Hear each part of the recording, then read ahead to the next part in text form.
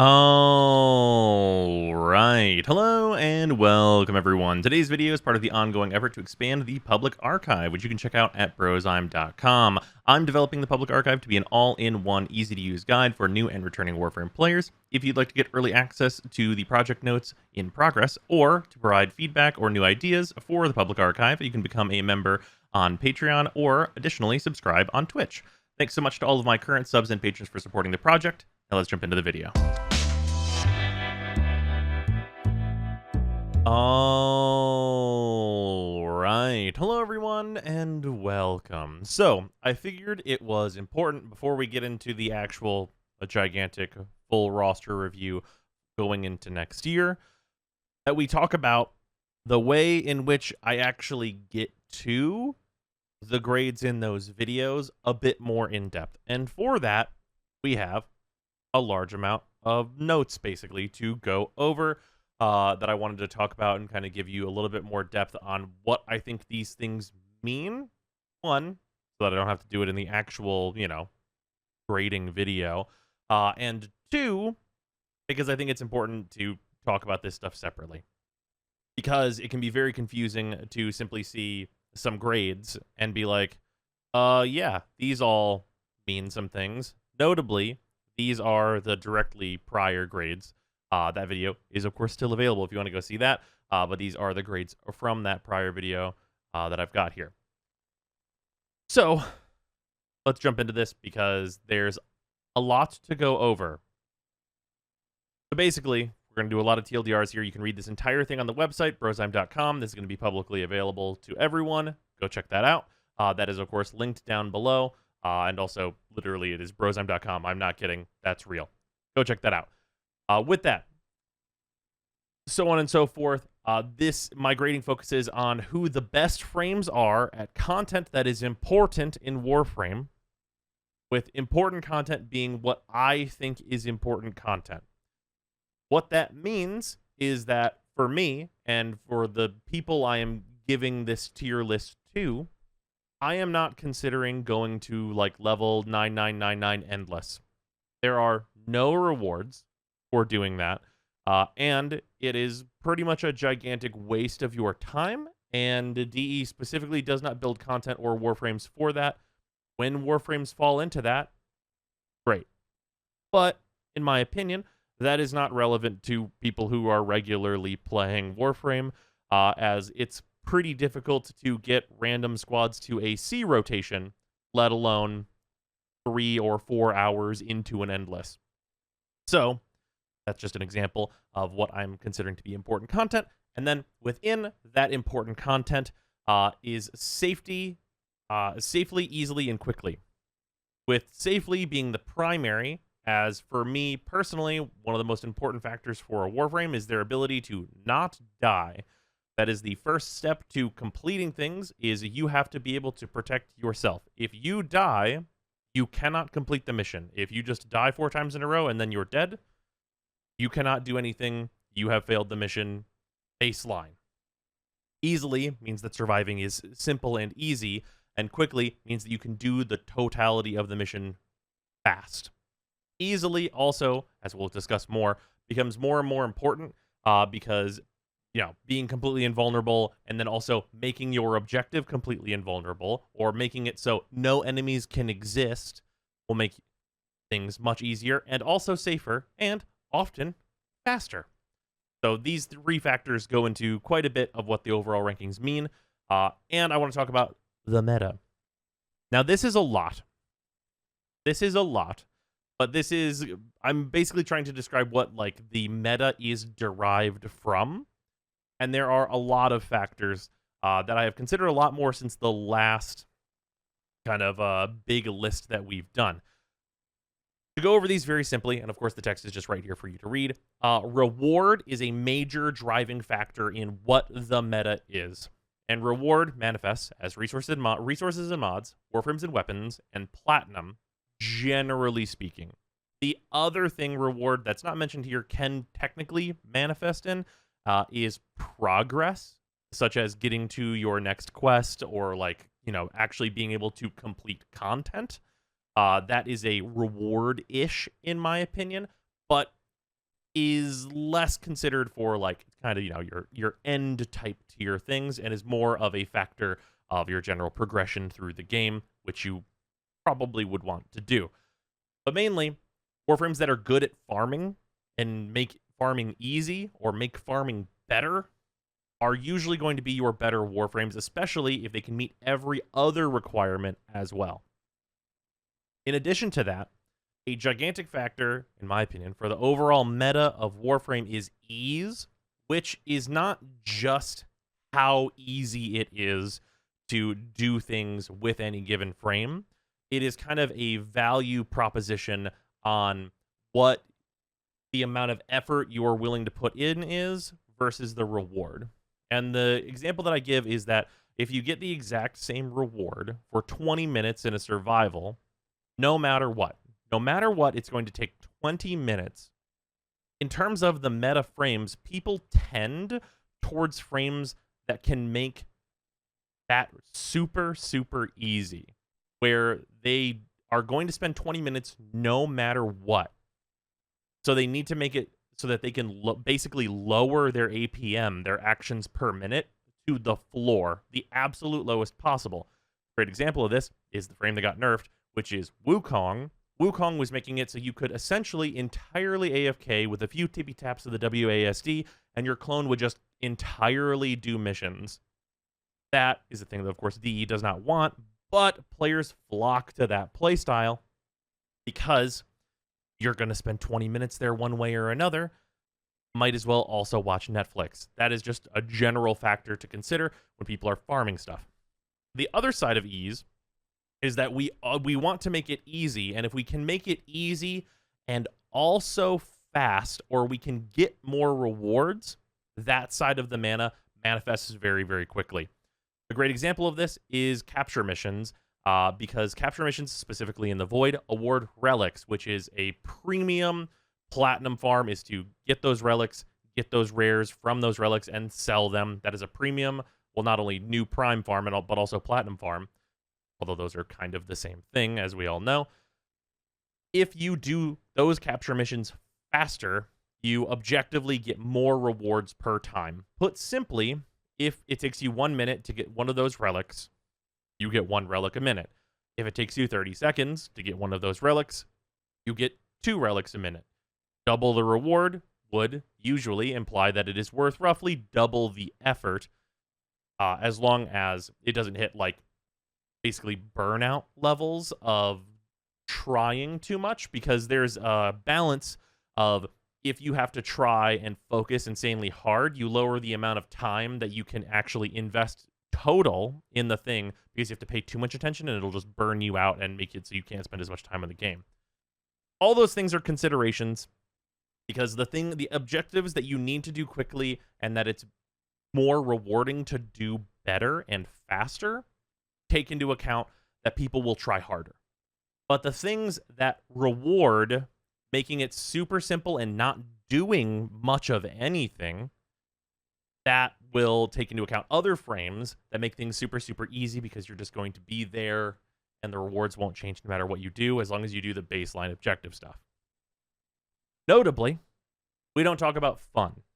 There are plenty of Warframes that I consider a lot of fun that are not great. They're like mid. Some of the frames that I honestly like most are like, they're fine, they're okay, they exist, but they're not breaking the mold on anything. They're not doing anything crazy. The reason I don't discuss fun is because fun is not objective. I can't be objective about fun. I can't be like, well, this frame just does this better and it's more fun, therefore they are better. They have to actually be better for me to be able to tell you that, because I can't tell you what is fun, because how people have fun is just different for pretty much everyone. I can tell you what I think is fun, and that's great. But factoring that into a grade for how good something is, whenever that's the information I would say most people are looking for, is this thing that I like good, is not helpful. Like telling you that Sevagoth is an S-rank Warframe because I think he's super fun and his theming is good and his quest is cool, completely useless fucking information if Revenant is like middle of the road at best. So we do not consider fun because it's kind of worthless to note. Speaking of notes, we have a note on Helminth. Note on Helminth, because a lot of people want me to not include Helminth, but Helminth is not that hard to get access to. And also for a lot of the frames, especially the ones that are available later, you should probably have Helminth. Helminth is really not that hard to get. I was using it on the free-to-play very, very early. Getting to MR8 is not hard, and the bulk of players that play Warframe are on average like MR10 to 12 range for the actual active player base. So they have access to Helminth if they want to, and I do consider it. Of note, I do not consider it unless the Warframe can use Helminth in a transformative way. It is an incredibly important system that is being taken into account for these grades. It is worth noting that you can slap a great Helminth ability on any frame and make them functional, but a frame needs to effectively differentiate themselves and how they specifically use that ability in order to influence their grade. You can absolutely feel free to slap Gloom on Hydroid, slow the map, and then kill enemies with a good gun. It will work. However, that strategy is not being made better by Hydroid. Hydroid is actually adding literally nothing to that strategy. Same thing with low-level clear Thermal Sunder. Thermal Sunder can do that on literally any Warframe, but unless the Warframe is actually utilizing it and combining it with other things that they do to make that better and different, any frame can do that. And I'm not just going to raise the grades of everyone if they do the same thing a bunch of other frames do, except for they suck in terms of their other abilities. If you can be totally invincible as like Ezha or Rhino or whatever, why would you be super squishy, like, let's say, Banshee, for example, and do the Thermal Sunder build? You have the option of not dying, so, like, there's no differentiation there. Like, there's one's objectively better. This one doesn't do anything special with the ability, so it's not affecting their grades. It's not rising of all ships, essentially, if they don't actually have a good reason for using a thing.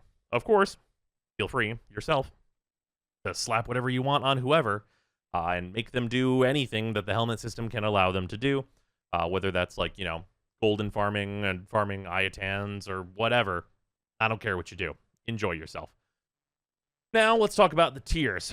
So, the tiers are S, A, B, C, D, and F, with S being the highest tier and F, of course, being the lowest. So, this is a misconception that often happens, and it is that you do not, in my system, you do not want a frame in S tier. Because S tier is frames that are an oppressive force that are basically pushing all other or most other frames out of the game. Like, compared to them, there's no real reason to do anything else.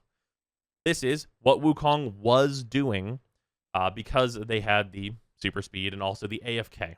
Whenever you have a Warframe that can fully AFK, they are going to completely push out every frame that is good at, like, say, survival in Steel Path, for example. If you can have a Warframe that joins survival and does nothing and gets all the rewards, that will push out every single frame that does survival well, because they cannot compete with not playing and still getting all of the rewards, for example. So, S tier is Warframes that likely and probably should, in most cases, see a nerf. A tier is where we do want as many frames as, like, really fit to be. These are excellent frames that are best at what Warframe is currently asking of us. That's important. This brings us back to the important content. If the content that exists in Warframe does not give us a reason to do it, it really can't help a frame's grade. Because without a reason to do a thing, besides, you can, I guess, objectively, there's no value to that. From, like, an objective perspective, there's no value. Contrarily, if you look at prime farming, which has multiple avenues of positive enforcement with rewards, frames that are good at that have immediate value. So, these frames are generally able to be played in all content to great success, with the possible exception of some content being so easy for them as to not allow them to be used to their full ability. There are few frames, whenever we get to them in the actual review, we will be more specific with that stuff.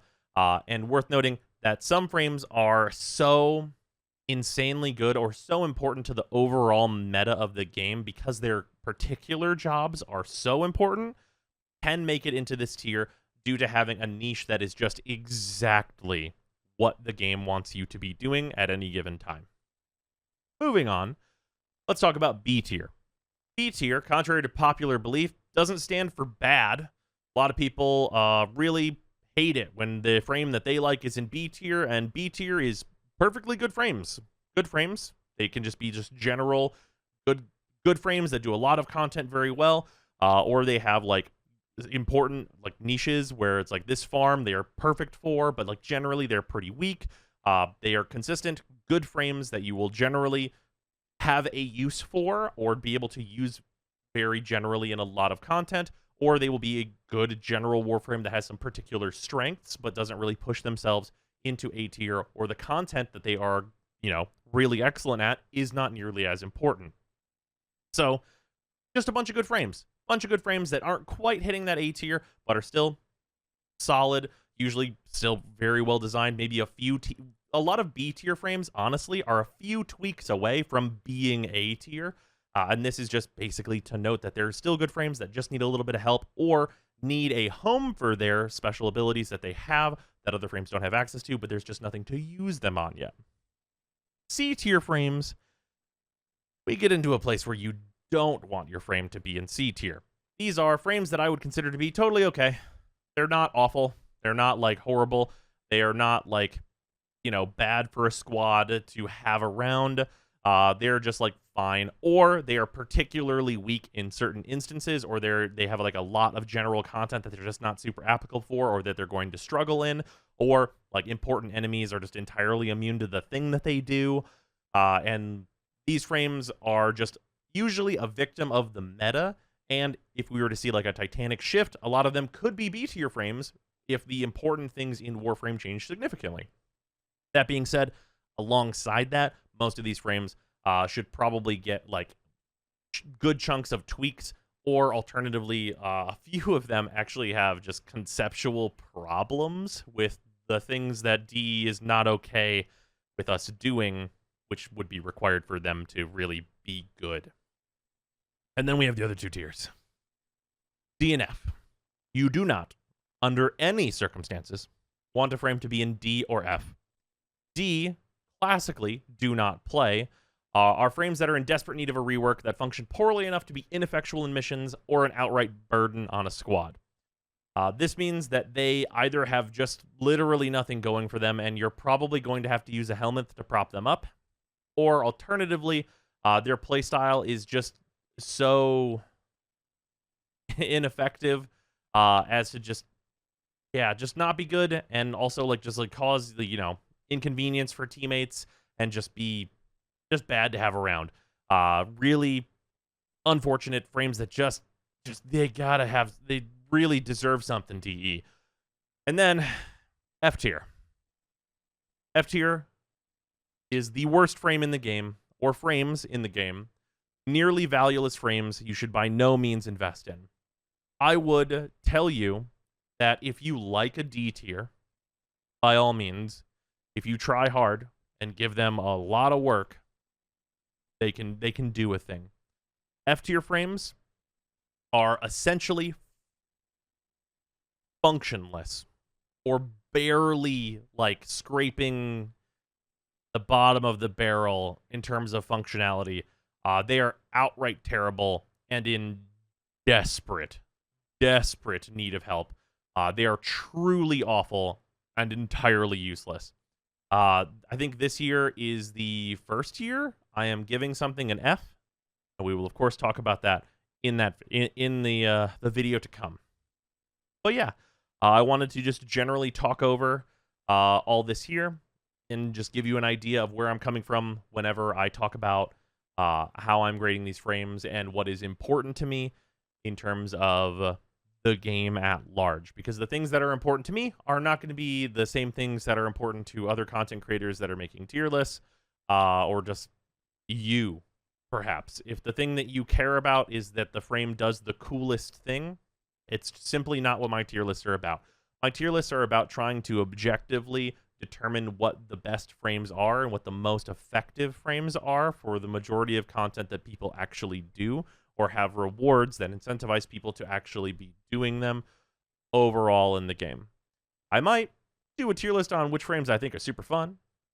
Could happen. But my actual big tier list is for that, and that's generally what I strive to tell people, because I think it is the most useful information for people to have for me. Also, as I mentioned earlier, if you want to go see some previous grades, which I don't think all exactly adhere to these values, I've really hammered a lot of this stuff out because I wanted to have something on paper that I could reference and help keep myself in check to make the grades this year the most consistent I think that they have been. But if you'd like to go see some past grades, I have the at least most recent ones up. I am going to get the rest and have them like all on the site, I think, so that all of the grades from all of my past rosters, going as far as I've had roster reviews, can all be seen, and we can kind of like, maybe examine the progression of the different grades as time has gone on in Warframe. I think that's super interesting. If you want to support the site, it is, of course, supported by the patrons over on patreon.com/Brozime. But yeah, so this video would be interesting to make. The video is fast approaching. Hopefully you guys enjoy it. But yeah, I will see you guys tomorrow. Thanks for hanging out. Goodbye. All right, credits time. I'd like to take this time to, of course, thank all of the super patrons, $10 plus patrons: Aidenson, Brutus Salazar, Donald Stevens, Dylan Dworsky, Ithrain, Jacob Bean, JC for Science, Jefferson Clark, Joshua Adams, Luzanth, Alec X. Williams, Petra Zanka, Mitchta, Nicholas Gridley, Paradise, Shen Harden, Victor, and Zach Zahner. And of course, thank you to all of the $5 patrons and our $2 patrons in the credits as well. Thank you very much for helping support the channel. I very much appreciate it. And there should be a lot coming to the website going into the kind of new year here. We've got the big frame review on the horizon here and such. And of course, Varuna has been added to the site as well for easy going through all the business. Thanks, everybody.